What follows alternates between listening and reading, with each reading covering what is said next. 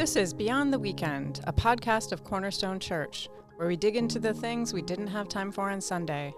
Welcome to BTW. Welcome to this week's episode of Beyond the Weekend. I'm Mandy Fowler, Director of Spiritual Formation. Today I'm being joined by Pastor Marcus Schmidt. He's the pastor at our South Wyoming location. Welcome, Marcus. Woo, woo. Thank you for having me. It's always a pleasure. It is a joy to sit and just to hear your thoughts and to see how your theological mind and just how you care about people and you want us to get this right and to take the time to invite all of us to come to this table and share some of these thoughts is super helpful, I think. Yeah, it helps process the sermon. Gives a different perspective sometimes. It makes it multidimensional and maybe just stirs some other thoughts of how we can walk through this life, not as a religious rule follower, but as someone who just embraces relationship and care and love. Yeah. Well, and I also selfishly kind of feel like we put so much effort into these things and then, Sunday's come and gone and we're on to the next one. So this helps us dwell in it a little bit. It does. Extends the high of the weekend out a little bit. Yeah. Of all the work we put in. So this week we're in week 2 of the other 167, which is really about how we can worship God with our whole lives and not just an hour on Sunday. Yeah. And so this week we talked about Sabbath, which is, I think, a really interesting, it's something, this is not the first time we've talked about it here. Nope. And you'll hear about it quite often. And people have a very varied relationships with Sabbath. Absolutely. Especially if they grew up in church, especially if they grew up in West Michigan. Yeah. And we talked a little bit about, I know at each campus, I think they might have mentioned some of the legalistic ways that people might have encountered Sabbath and it may be a little bad taste in their mouth. Yeah. Well, that battle's been going on since the first century, if we want to be honest with it. And Jesus modeled for us what it looks like to battle the way that culture and what the world is trying to form in people is your value comes from what you do or don't do. Right. And so we will continue to talk about that. Paul gets into a lot of those things of don't get lost in what you do or don't do as much as just falling in love with God and walking with Him daily. Yeah. And I think our culture, especially our West Michigan culture, which I was brought up in, and it skewed the ideas of what Sabbath or Shabbat, what this time should be, what God intended it, and we kind of reverted back and forth. The pendulum has swung. Yes, as it always does. It does. The pendulum swung one way of saying, here's all of the rules of how you can honor this, and I believe the intention was because they really wanted to honor God. They wanted to put God in the rightful place of first in their lives, priority, and so here's how you do that, and so what started out as probably as guardrails became just handcuffs on what you have to do and what you can't do, and it became legalistic, and it pushed people into creating probably two thoughts in their minds of either fear and anxiety because I'm not doing it right, and now I'm worried that I'm disappointing God again because I'm not doing it right, or it pushed people into a self-righteousness. They thought, well, I'm righteous because I'm honoring all of these things and I'm doing all of these things, and that's not what at all was intended either. So it's not our righteousness; it's the righteousness of what God is offering through His Son Jesus, and so. I think the pendulum has swung, and now people have just looked at it and said, well, that's one of those commandments that we don't necessarily need to pay attention to. It's kind of, because we can't figure it out and we can't get it right, I guess I'm not going to pay attention to it. Right. But it's the longest commandment. It is. It's got, by a lot. It is. It's like a whole paragraph compared to some of them. Yep. And it's so significant for the people that received those commandments because they just spent 4 centuries in slavery. Yeah, absolutely. So what a gift. They would have received that as a gift, although I imagine it was hard for them too, once you're in the mode of. Sure. Well, some of them probably made sense. There's 10 commandments that they're given, and amongst those are like, do not murder, do not steal. They're like, duh. Yeah. Those kind of make sense that, and it's fascinating how the first 4 commandments are all about your relationship with God and how do you have a healthy, not religion with God, but a relationship with God. Right. And God's a jealous God. He doesn't want other gods before Him. Yeah. To all the way how you truly just honor this day that He's given us to just find rest. And what a beautiful gift we've been given, that we've tainted and turned into something that it never was intended in classic human fashion. Absolutely. Just textbook classic. So we're trying to find that balance between, the Pharisees who were mad at Jesus for plucking wheat or healing on the Sabbath, and then, or where the pendulum swung all the way the direction of we don't need to do it. We don't need it's to do not it important. No. And it's, I don't know if it's our Western culture, if it's West Michigan, if it's, we feel so much value in what we're able to accomplish, whether it's your work or whether it's your writing or how well do you raise your kids or how your lawn looks. I mean, it's all the things of what others are looking at, and we get so caught up in how others view what you do to give you your value.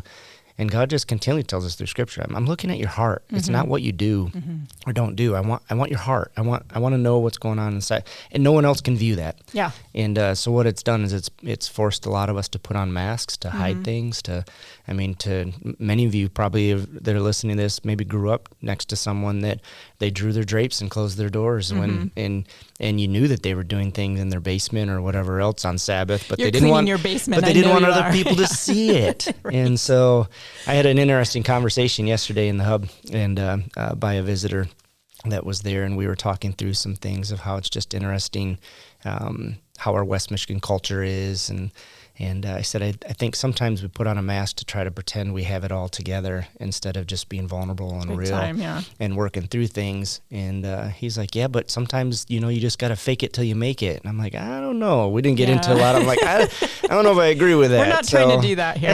It's not what this is about. So this is not I love that as we were writing these messages, we're like, okay, we're not going to give people a prescriptive way to map out their 168 hours within a week to show honor and worship to God. You guys are going to have to work through this on figuring out what does it mean to delight in the Lord. Right. What does it mean to delight in God and the time with Him? And what does that look like for you? It's different for everyone. Yeah. And I know people, that can be hard for people because we're an efficient people. We put it into a Instagram post or something for me. Give me my bullet points of what I need to do. But this really requires you to reflect with God on what that looks like. And so, there's any number of things. I love that. I think all the pastors kind of shared some of their ways of practicing Sabbath. You shared turning off your phone. Technology. We could probably spend the rest of the time talking about our relationship to technology and all of this. Yeah.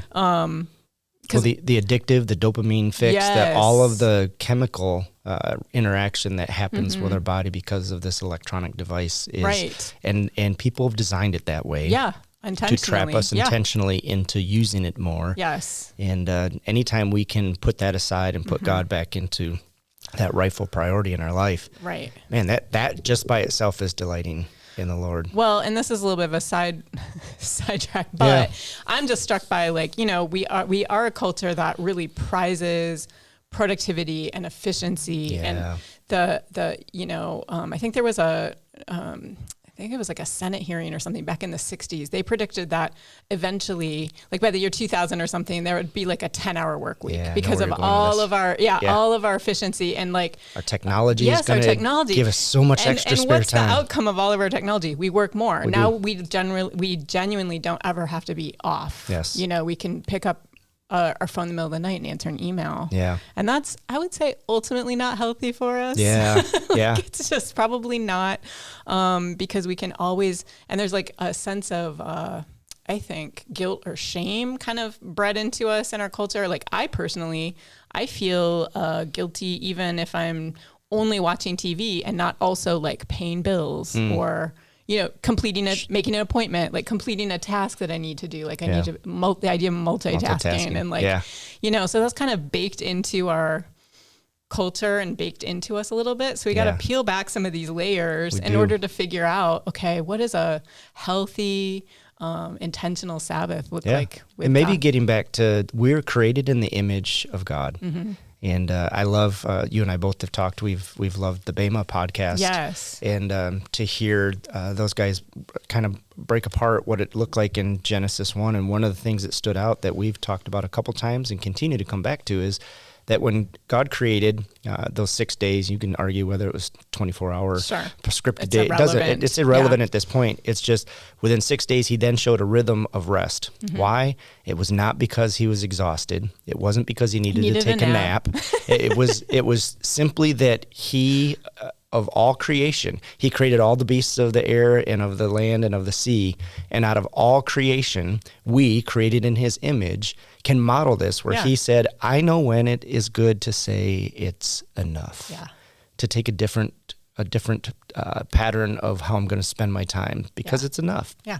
And for some reason, we've gotten to, and I think some of it can come down to a God complex, and a lot of people thinking, I don't know when to say is enough because I have to work more. I have to get my identity nailed down. I have to prove that I'm something. I have to show the world that I'm valuable, and my value comes from what I do. And God's saying, no, your value comes from who I say you are, and you are created in my image. I know when it's enough to say enough, and the beasts do not know how to do that, but you do because you are a man and woman who know when it is to say it's enough and just to rest in that. Yeah. And I love that. That's beautiful. And that is very, that's hard for us to be able to say, okay, I could keep what we were talking before we started recording about, all of us, no matter what job you have, or if you're parenting or, whatever it is, I mean, household chores and not alone, it will never be finished. No. You could, just work every waking hour and still have more to do. And so there's a intentionality about just saying, okay,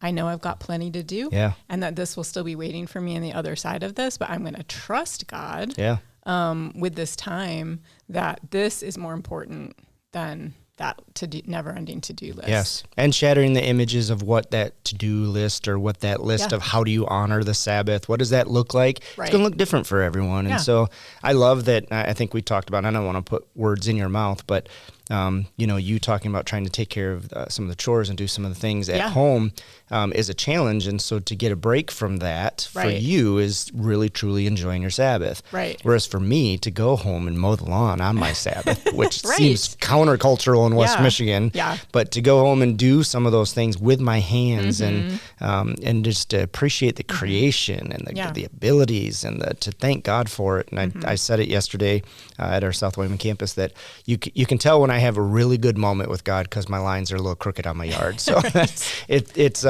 for me that I've fills you up. I felt freedom and I felt permission to spend my time that way. And so I've learned that it's not about rules. It's not about what you can and can't do. It's not about us coming to you and saying, here's the 20 things that you need to do and the 15 things you can't do on the Sabbath. It's you need to find a way that you can truly delight in the Lord. Right.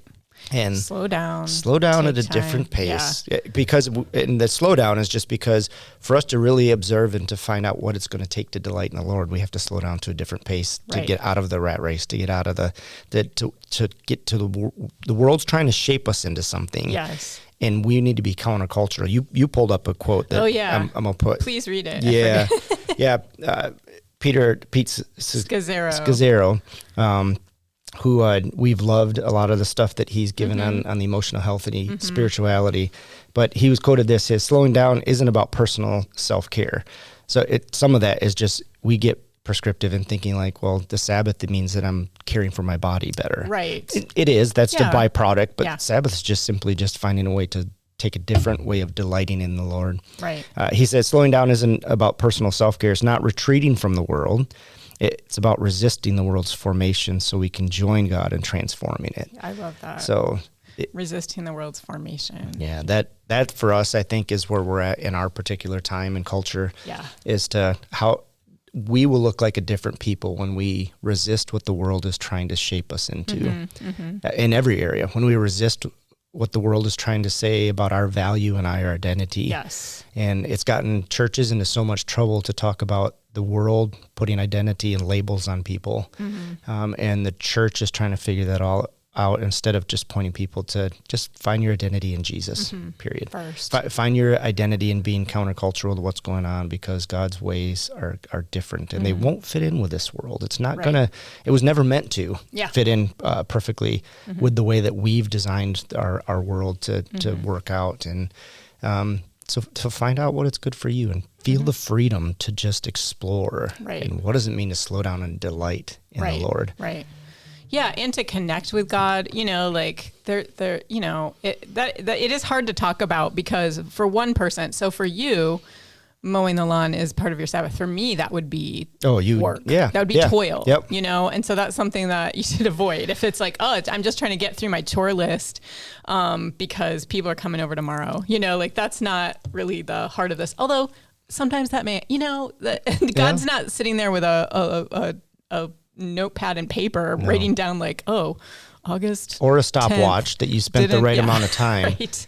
You shared something about just the amount of time that like start somewhere. Start somewhere. Yeah. I mean, if practicality, maybe you're a single parent and you just have a lot on your plate and to set aside a whole day is physically impossible. Start with a couple hours, start with an afternoon, or find ways to make Sabbath part of your day to day. So if you want to, set a reminder on your phone and just intentionally be with God for a few minutes every day at the same time. There are ways to integrate this into your life that are kind of like a Sabbath posture, rather than like, it's got to be 24 hours or else, Yep. I think there's a tremendous amount of freedom and flexibility in the how, but I think we need to just be really mindful of the why, and understand God's heart in it. Yeah.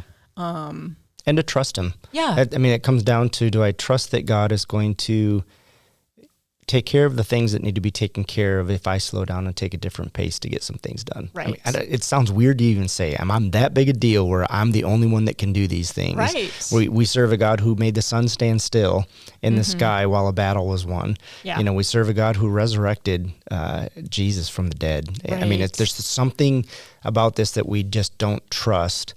I've shared this story, and I'm not sure if everyone had a chance to hear some of it. But prior to 2020, when I would take a week's vacation, probably many of you guys, you feel like you have to work twice as hard before you go away for a week, and twice as hard when you come back from a week because you have to get all of this stuff caught up, set up, and everything ready to go.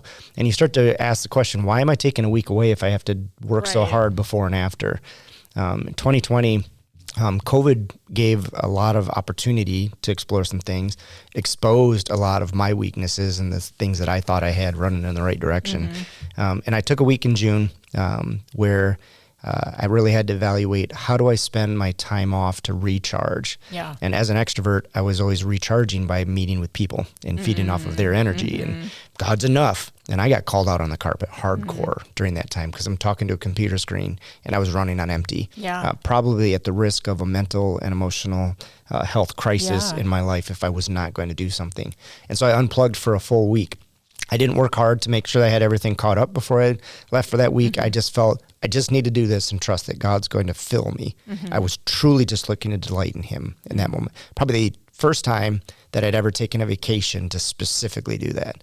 And it shaped how I take vacations now, because in that week when I unplugged, I shut off the phone, I shut off my laptop, and I realized I do not need to answer every text. I do not need to answer every phone call immediately. I do not need to answer every email immediately. In fact, when I stopped, I came back and I felt further ahead. And all of the challenges that normally I would help try to work through in other people's lives, or the times where I'd sit down and try to help encourage people, all those things, they seem to be in a better spot because God's saying, I got this. Trust me in this. I got it. And I can't explain why. I can't explain why everything around me seemed to be more put together when I came out of a week of doing nothing. But that's what I needed to do in that moment, is to let God show off his ability to work in my life and the people's lives around me, that things will be taken care of without me. I just need to trust him on it. And so now my vacations, when my wife and I, or my kids and the whole family were taking a vacation, I just trust that I don't need to work twice as hard before I leave and twice as hard when I come back, because it kind of negates the time off. But I trust God. And then in my vacations, then I find moments of saying, God, I want to delight in you, a different pace of what's going on, a different way that I want to learn to trust you more, that you are a God who has all of these promises and you've never broken a single one, but for some reason I don't trust it because I think I know more. Right. I think I can do more, that I'm more powerful here. It's a weird mix of things, and it's shaped how I spend my time off, and God has proven himself every time. Well, and you don't get to experience that until you try it. You have and to.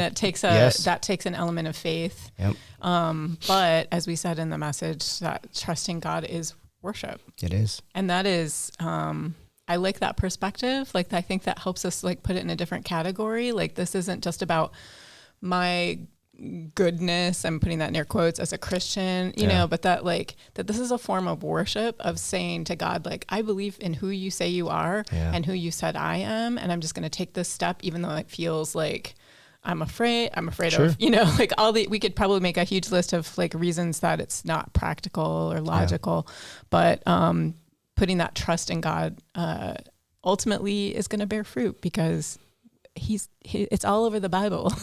It's his economy. It's his time schedule. Yes, it's what he modeled. It's what he modeled. With his son walked this earth for 33 years, and we had, plenty of stories in the 3 years of his ministry where he would just get away and find some time. He'd try to get away and then he'd get caught, I mean, but he would spend time, and he was someone who was so connected with God the Father. You would think he wouldn't need that he just walked all the time with God, and he didn't need to find a different rhythm of rest. I think he just needed to get away from people. Yeah, I think so. But but he modeled what it looked like for his own connection with God, to continue to trust God, to trust the narrative of why he was brought here to earth, and to trust he showed us what it looked like to continue to build that trust with God. Right. And I believe with all my heart that that's what God wants from every person. Yeah. Trust me. Trust that I love you.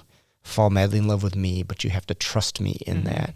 And that is the most purest form of worship we could ever give. Right. I can sing songs till I'm blue in the face. I could pray. I could journal. I could go to church every single week. I could go to church every week. I could read the Bible, crazy. And all of those are good things. But to just slow down and take this moment and say, God, I trust you. Yeah. I trust that you've created me in your image, and I know when to say enough. God, I trust that you love me, and you love me so much that you sent your son Jesus to die for me. And I trust that just that faith alone is how I will spend eternity with you, and it's not what I do or don't do that's going to lose or gain me a better place. Right. I trust, God, that you just want to walk with me through all of my storms and through all of my mountaintop moments. I trust you, God, and I want to walk with you in that. And I know that God then is delighted in that moment to when his children say, I trust you, and I want to be with you. Yeah. That's all he wants. Well, that's good stuff. We could talk about it forever because it's so interesting. There's so many ways that our upbringing and culture and all that stuff plays into it. But I hope that you hear our heart in it and what we're trying to get at. And I think this will be beneficial. All of us will benefit from it. But what a gift we're giving back to God of our time. I think, it's just good stuff. Yep. All right. Well, hope you will continue to join us for this series as we look at, what it really means to worship God in all these different areas. And I think there's some cool stuff. Like, I know we've all had some interesting revelations during this series, and we'll continue to. So thanks, Marcus. Yeah, thanks for having me, friend. Of course. We'll talk to you later. We'll see you next week. Bye.